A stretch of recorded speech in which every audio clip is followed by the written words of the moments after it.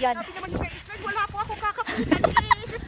Hindi ko ba nadarating ng kunting ano. Paano pa naman kasi? Ayaw gamitin yung crampons. O, ayan, tuloy. Eh sabi ko doon, di ba, magkrampon tayo. Sabi, ay, hindi, kaya yan. O. Eh, parang, Ano daw nangyari? Kaya yan. kaya namin yan guys. Ay, apakan mo, shit. Nasa na kami.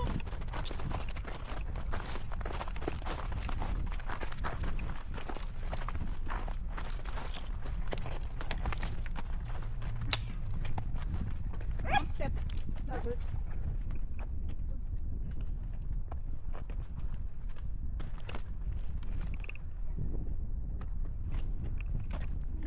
Yeah.